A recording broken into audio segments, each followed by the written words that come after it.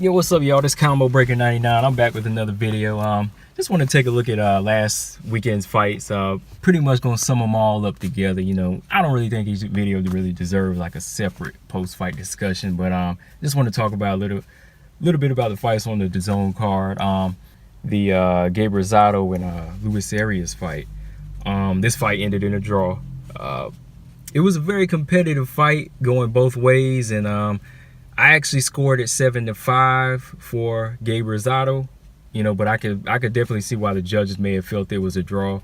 It was a good back and forth fight. Neither fighter ever really established, well, let's say neither fighter ever was able to dominate the other fighter with their style. I mean, they both were trying to establish their styles at time, even in the first few rounds, but it was like a seesaw. It was like a seesaw battle. And again, some words I always like to say is neither fighter was ever able to level up. You know, they always kind of stayed on the same platform.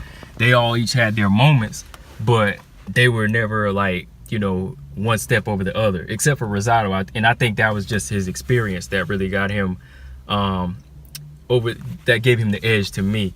Because if you want to go back and look at the first rounds, round one I had to give to Arias. You know, I think he was just dominating more so with his pressure, landing more of the effective, harder shots. And then second round would go to Rosado, who was boxing more on the back foot from the outside and just landing more punches, where whenever Arias would take off, he would start landing more jabs and more combinations. Not really too many hard shots in the first half, but just landing effectively. And that's how it kept going from 1, 2, 3, 4. But then after that, Rosado, he kind of picked it up in round, let's say like round 5 and 6. You know, he started staying more in the center of the ring and boxing more in the center of the ring. And that's where I felt he had more success, where he was able to land more shots and kind of keep Arias in the center of the ring. But Arias, he never really backed up himself. You know, he didn't really back up. He was still landing the harder body shots. You know, he was landing a good right hand to the body that was still wasn't getting the full respect of Rosado, but I could tell it was having its effects. But around round 9, Rosado, that was when he just kind of jumped on Arias, and it kind of caught him off guard. He caught him with that good right uppercut on the ropes, and it kind of looked like it got more respect from Arias with that shot. And then around round 10 and 11, I say those were kind of give and take rounds, but I had to give Rosado the edge in there. And last round I had to give Rosado too, man, because I just felt like he was landing the more effective shots by the end. You know, he was landing the more effective shots, and, you know, he did kind of open a cut. And I see, you know, sometimes cuts like that can, you know, make it look more in your favor, you know, the blood, you know, judges score the blood. But in this case, man, it was just one of those close fights, man. And I can't really get mad at it. I can't really get mad at, you know, the judges for making it a draw in this one, man. But overall, it was just a good fight. But like I said, not really enough where either fighter tried to level up to the point where it made it really, really, really entertaining, or really made it dramatic for us to want to see a rematch. You know, sometimes there's draws where we see guys fight, you know, to the death. You know, they're going back and forth, back and forth, back and forth.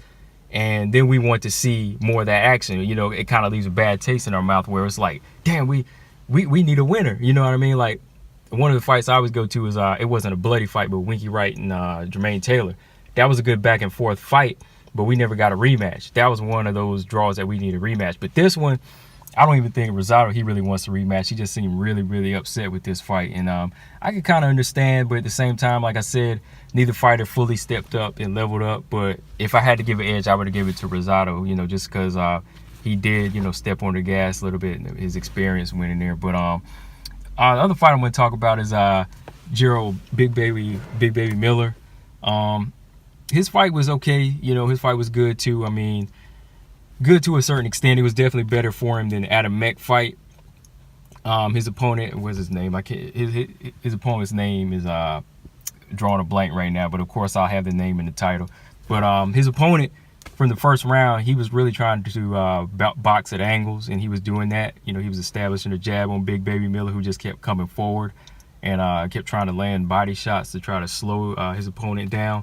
And basically throughout the rounds 2, 3, and 4, we were just getting a lot of the same. You know, he was trying to walk him down. He started finally catching up to him, but in that round 5, that's whenever Big Baby Miller caught him with it looked like 2 good right hooks to the body. I know they landed, but then there was like this that uppercut that he landed.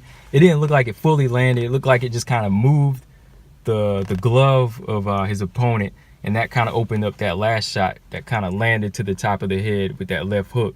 And I mean, the left hook didn't really look like it landed fully, but his opponent, he dropped him. He dropped him, and when he got back up, he beat the count. Big Baby dropped him again with the right hand, and he didn't even want to get up. The referee just counted him out, so it was a knockout. I guess from here, it is good, like I said, for Big Baby Miller just to be staying busy.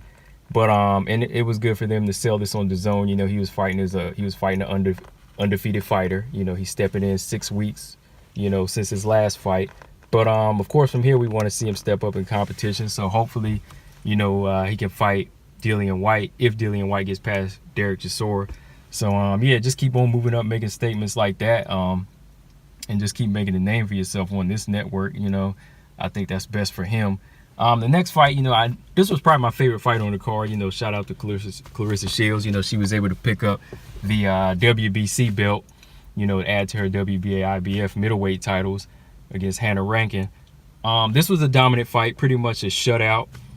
From round 1, Claressa Shields, she was really able to establish her jab, and instead of starting off too fast like she usually does, she was really fighting more of a patient fight early. And Hanna Rankin, she was moving nicely. She had nice footwork, but she really wasn't really accurate with her jab, or really able to establish a jab, even though she was moving faster than Claressa Shields.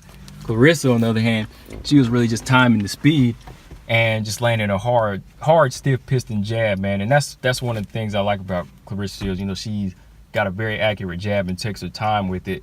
And she was really showing that patience in this fight. She was really starting to get surgical with her power shots too. After the jab, she would come over the top with the right hand, and it was landing right on the button. She was tattooing Hanna Rankin all night with the same shot. And after that right hand would land, she would even fire more power shots when Hanna Rankin would get on the inside. But I have to say, she didn't really hold too much competition for Claressa Shields, but she was definitely durable and gave Claressa Shields 10 rounds, of good work. As far as letting Claressa get some good work in. But I mean, it was just an open and shut. I couldn't give Hanna Rankin any rounds. Again, shout out to Claressa. She's got 3 of those belts now at middleweight. From here, I hope she gets the fight in the spring against Regina Hammer. But until then, hey, just keep racking wins up to get more experience. Maybe try to find some more challenges in the middleweight, super middleweight division. I don't want to see her go down to 154. I just want to see her stay in the middleweight, super middleweight area, and try to get some more knockouts, make some more statements, those type of fights, because we don't know if Regina Hammer is going to recover from her illness by spring. So until then, just stay active. This was her first, Claressa's first DAZN fight, so I mean, maybe she'll get a couple more, go back to Showtime, but until then, yeah, just stay active on her, because she's a young lady. So I mean, you want to get more wins, and just keep testing yourself in the ring. But yeah, man, those 3 fights on the DAZN card, they were good fights. Like I said, the Shields Rankin fight was probably my favorite highlight of the night. But like I said, the Arias Rosado fight, not really one I want to see a rematch of, even though it did end a draw. I hate it for both of them. But like I said, in those situations, you got to level up, man. You got to level up. But make sure you guys subscribe, Combo Breaker 99. Also subscribe to the Jab Effect YouTube channel, and also go to Stitcher, iTunes, Google Play, and SoundCloud. Subscribe to hashtag Jab Podcast. Got a podcast over there with my man Boxing P. We talk anything and everything boxing.